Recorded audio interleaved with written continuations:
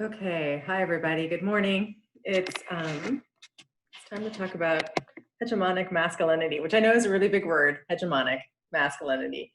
But don't worry, I'm going to break it down for you and let's discuss it. And as I'm discussing this, I'm hoping that you're listening and kind of making connections with the color purple so far, or if you in the future when you're reading more of the novel. Okay. So let me share my screen here for you so we can look at the notes together.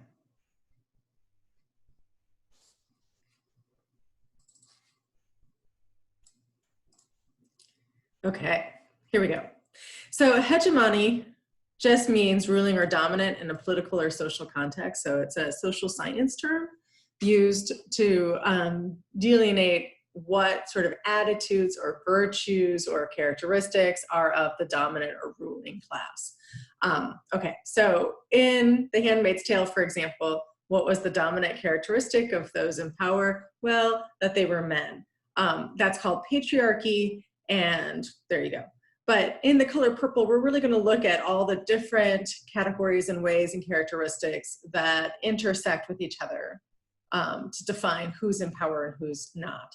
So this is the new term for you, intersectionality. And if you want to, you can take notes at this point or just kind of file this away somewhere in your brain. This is going to be one of the questions on the discussion board. So intersectionality is a concept often used in critical theories to describe the ways in which oppressive institutions, so we're talking about all the isms here, racism, and we know what racism is, right? It's prejudice against people of color, sexism, prejudice against sex, homophobia, that's the fear of homosexuals, transphobia, fear of trans people. And then there's ableism, which I know might be a new term for some of you. And that means discrimination against those who are differently abled. So those with either physical or intellectual disabilities. Xenophobia, most of you have heard of this before, especially lately. Xenophobia is the fear of foreigners, fear of people from outside your country or your culture. And then classism, which is, of course, the prejudice against people of different socioeconomic status. Within classism, of course, you can break that down. People who have different education levels, people who have different access to food. Food insecurity can be a characteristic of classism. These are all interconnected and cannot be examined separately from one another. So in the past, it used to be like patriarchy, men are in power, bad, but now there's a sort of more nuanced and it's definitely more complicated than just men are in power, women are not. As we can tell in the last several decades, I would say there's a lot more awareness of all the ways in which these are connected. So it's not just gender, it's also race, it's also whether or not you're heterosexual, it's also whether or not you have disabilities, it's whether or not you're from outside of the country, it's whether or not you have the same socioeconomic status as everybody. So all of those are sort of intertwined with each other. That's what intersectionality means.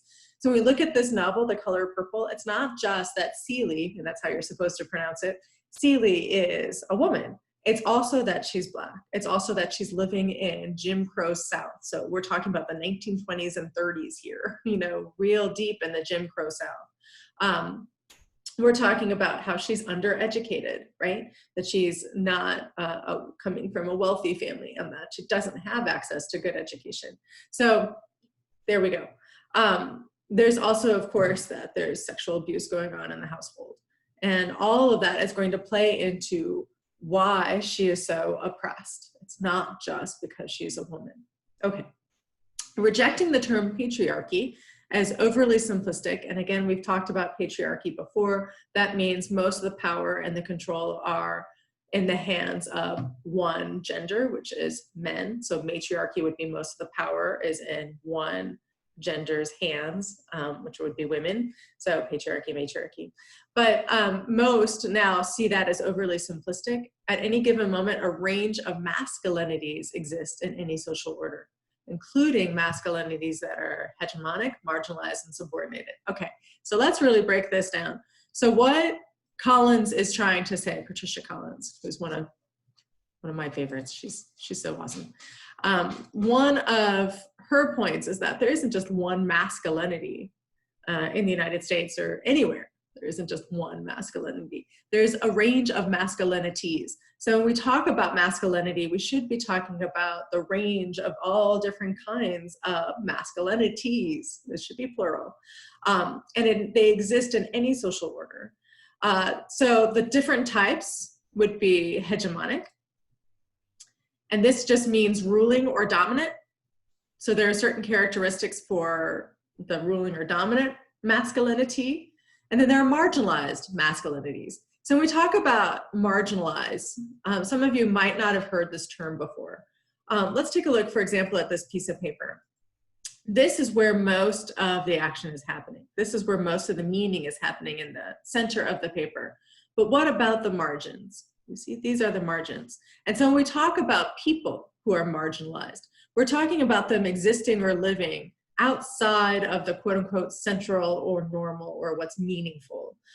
So think about all the people who are marginalized. We can talk about, people coming from other countries can feel marginalized. Homeless people are definitely marginalized.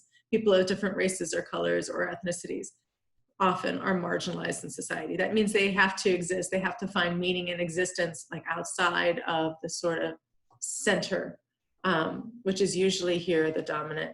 So masculinities, there are men who are hegemonic, that they are the ones in control, they have the power. There are men who are marginalized because of their race, their class, sometimes their sexual orientation, and then subordinated. Subordinated is a word that means under the control of other people.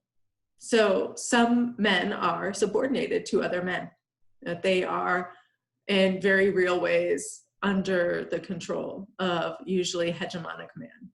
Okay, so that's important to know, and especially in this novel, when we have the main characters are Black men, again, living in Jim Crow South in the 1920s and 30s. And so we need to look at their choices and behaviors in a larger social context. Some key features characterize hegemonic masculinity. So we're talking about the dominant, those men who are in power. So when you say hegemonic masculinity, you're thinking the man, the men who are in power. First, hegemonic masculinity is defined in relation to the subordination of women and in relation to their other subordinated and marginalized masculinities. So it doesn't just mean that the men who are in power because they're in power over women, which is, of course, true. They also have power and control over other men. And that is a key point of being part of the hegemonic masculinity. Second, hegemonic masculinity does not refer to a personality type or an actual male character.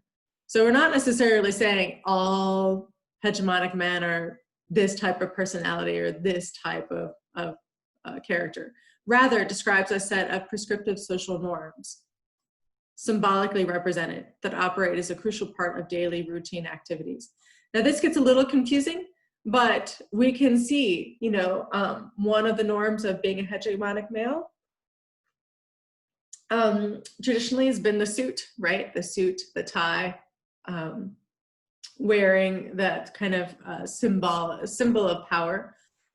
Definitely, I mean, why on car commercials do you see really well done, well-dressed men, maybe in relaxed tuxes? Because, once you get to a certain level of power, then you don't have to wear the suit anymore. You can have an open tie, like an open shirt, right? Like there's also those symbols of, the working man, but then those who are really in power get to have the open shirt. So, a man who's a commercial where got Matthew McConaughey and he's driving his, I don't know, what is it, a BMW or something.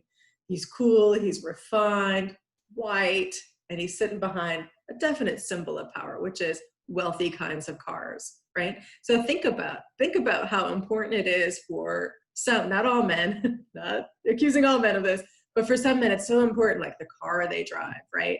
And not only just the car they drive, it better make a lot of noise, Like, so when I'm walking around campus and one of those big Humvees, boom, boom, boom, boom, boom, boom, I'm looking over and I'm like, yeah, I know what kind of man you are. I already have this vision in my head, right?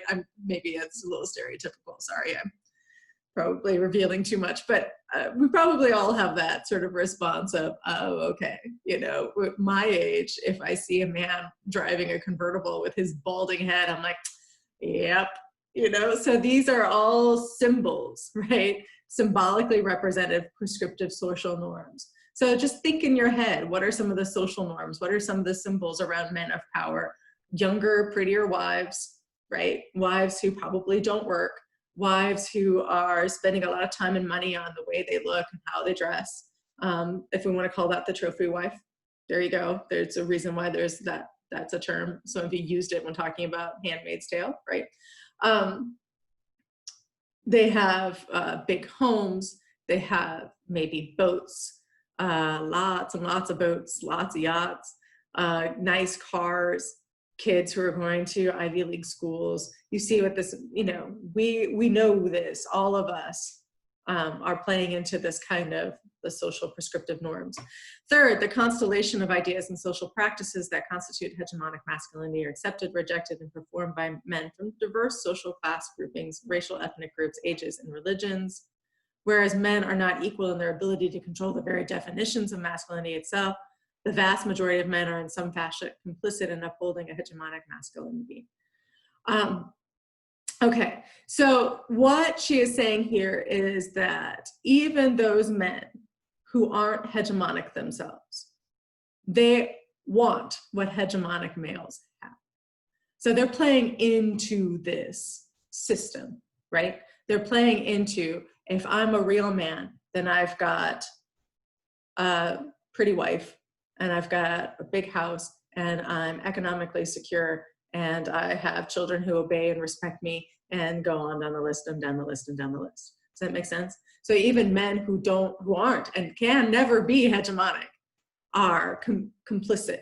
They're helping to prop up because they want what the hegemonic men have. Okay. She goes on to say, finally, the power relations that construct these relational masculinities enable the erasure of whiteness, class privilege, and assumptions of heterosexuality, and short the workings of hegemonic masculinity. It's the truths itself. As a result, hegemonic discourses of American masculinity operate as unquestioned truths. So basically, it's just saying that a lot of times what men think of is that's what it means to be a real man, and what they're not recognizing is that the ways to become a real man are really open just to people of certain colors, people of certain socioeconomic class backgrounds, people of certain, right? That they think that this is some sort of like ideal divorced from all of these different mechanisms that kept men from different masculinities from reaching these ideals. I hope that makes sense. Okay, let's take a look down at the rest of her essay then.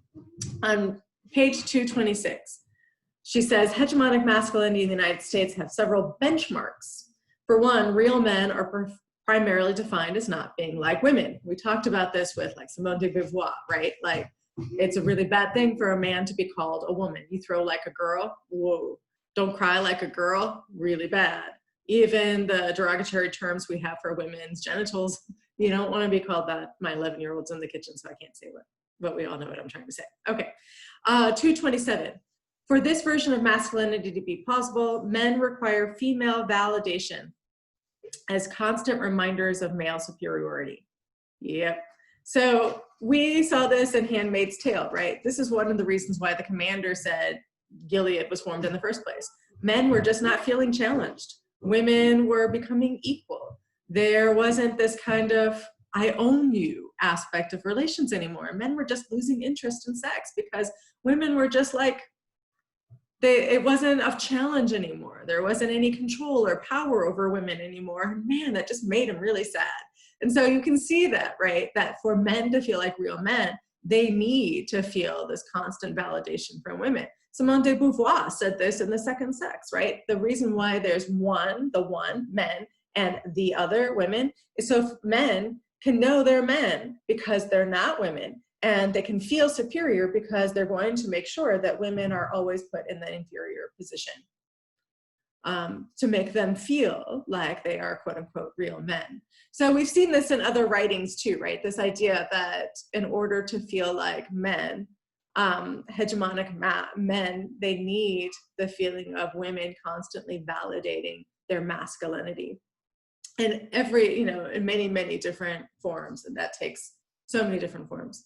The irony is that whereas dependency is typically seen as a female attribute, femininity does not depend on males staying in their place, which is kind of true. So men, you know, often men who are really concerned about their masculinity, they want their women to obey them. They want their women to, you know, to be subordinate to them. So many times, you know, for them, in order to feel like real men, women have to stay in their place. And, you know, women, we don't need men to stay in their place to feel like women, right? So it's kind of, you know, Collins is saying, isn't this kind of ironic? Like men, you know, are more insecure than women when it comes to their ego and their masculinity. You don't have to agree with that, but I just thought I'd point that as one of her points. Number two, another dimension of hegemonic masculinity is that real men exercise control not just over women, but also over their emotions and leadership positions in all forms of violence. Collins talks about this a great deal.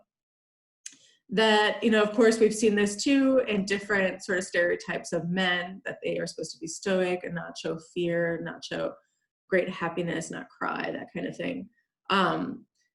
Definitely leadership positions, hegemonic masculinity is about being a leader, not a follower.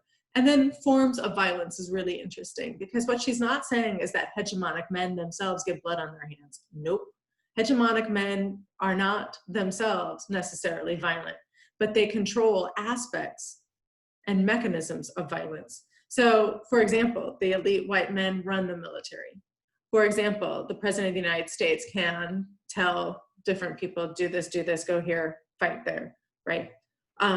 So that hegemonic men rule the forms of violence. They themselves don't get their hands bloody, right? But they control. And usually when we think about things like the army and these different mechanisms, many of those bodies they control are Black and brown. Page 228. Rather than expressing masculine authority by running corporations or holding high-level government positions, Black men search for respect from marginal social locations. In economically depressed neighborhoods affected by drugs and crime, interpersonal violence among young African-American men reflects a desperate search for respect. So what Collins is trying to say here is that if you cut off, if you have a system in which here are the different masculinities, here's a hegemonic masculinity. Hegemonic masculinity is what all men want, but then you make it impossible for a whole range of men to ever make it to hegemonic masculinity. Those men are going to try to find that respect in marginalized locations. If they can't get it through the straight and narrow, if they can't do it through getting a great education, a great job, being the head of a company, and rising to the top politically, they're going to try to find that respect in marginalized locations, usually illegal and usually abusive towards women. Number three, boys constitute yet another benchmark used to construct hegemonic masculinity. Real men do not resemble or behave like immature, irresponsible boys who have not yet been properly socialized into the responsibilities and benefits of adult masculinity. Boys are quasi-women. And so it's important for real men, hegemonic men, not to look like boys. And that there's a real, there's a real push for young boys to express their masculinity as quickly as possible, that, I don't want to be a boy. And so they'll often maybe exhibit behaviors that, are trying to show that they're real men, way beyond maybe their mental or physical capacity. Number four, possessing property and the power that it commands operates yet another benchmark of hegemonic masculinity. Unemployed or underemployed working class and poor men who fail to meet these criteria of masculinity are depicted as irresponsible. So even if the social system itself is set up not to allow many men to ever reach hegemonic masculinity, the fact that they don't is put on their shoulders, that they're the failures, that they are irresponsible. And you can see this feeding into a lot of men, men right now in the pandemic who are losing their jobs. They feel like failures. They feel like they should be able to support their families. Okay, and then five, being heterosexual constitutes another important benchmark of hegemonic masculinity. Real men are also not gay. They're not homosexual. They're not trans, right? Gay men are belittled because they're seen as being like women. The stereotypical view of a gay man as being sissies. I'm so sorry for saying this word, faggots, or effeminate men. So we can see that even in, you know, when I was walking to school, my kid to school the other day, and there's some doofus 12-year-olds, and they were hitting each other with their backpacks, and they were saying things like, man, you're, you know, the faggot word came out, such a fag. And it just reminded me that that was way for them to keep each other in check, right? Like that's a really powerful bad word to call somebody who's a boy in like middle school or high school. This idea that you're not really a man, you're not really masculine because you're not heterosexual. And number 6, finally, race itself plays an important part as a benchmark in constructing the hegemonic masculinity that defines real men in the United States. Black men, by definition, cannot be real men because they are Black. And we can start to argue about how this might be changing, especially with the election of Barack Obama. But I just want to remind everybody the kind of pushback that Barack Obama got from the very, very beginning with the birther reaction, that he can't be a real American man because he's Black, right? And the kind of, some would say, I'm not trying to promote this as my idea, but many have pointed out the many ways in which he was constantly sort of questioned because of his race. So he did get to, Barack Obama did get to this highest position of political power. And many would argue that the reaction to that, the response to that is Trump. For females, one benchmark is that women not be like men. So through bodies, our beauty, our hair, we've already talked about this, you know, growing the hair long. You know, I did this once in my life, got my eyebrows done and it hurt. So forget it, I'm gonna have bushy eyebrows the rest of my life, it's fine, right? But, you know, eye makeup, dresses that emphasize breasts. So one benchmark, you know, for females, there's also hegemonic femininity. Think about it, ladies, right? There's also like the ideal female, right? It's not just men. And we have many different kind of femininities in this country, right? It's not just like one, it's like so many. But number 2, heterosexuality plays a big part. That one reason why you do this, you wear the makeup and have the hair and have the dress and emphasize your physical differences from men, is that to attract men. Next one, another marker of hegemonic femininity concerns the significance of work and marriage. And so typically, as I explained before, the higher the status of a woman, because she's married to a high status man, the less likely she is to work. And so think about like the kind of stereotype again in American society, you know, that women, many of whom want to marry well so they don't have to work, right? They can raise their kids, and then they, you know, don't necessarily think about careers or that kind of thing. They're primarily concerned about being taken care of. And think about that in Handmaid's Tale, right? Like that the position that seemed the least egregious, although none of them seemed very good, was being a wife of a commander. You didn't have much to do. Actually, it kind of sounds miserable, to tell you the truth. Oh, those roles for women sound miserable. Okay, and then the last is, of course, race. To be the ideal female, especially in this country, is typically white. This is why so many women of different races try to lighten their skin. You know, when I went to South Korea, it was kind of sad for me because the #1 gift for my graduating seniors when I was teaching in high school was eye operations. So many of whom were born with like a single eyelid. So that sort of quote unquote stereotypical sort of Asian almond shaped eye. And they wanted their eyes to be bigger. And so they would get an operation to give them a double eyelid, like many Caucasians have. And there are products that line the shelves for hair straightener, dyeing their hair blonder and lightening their skin. And so there's a big push that the whiter you look, the more white your features, the prettier and more attractive you are.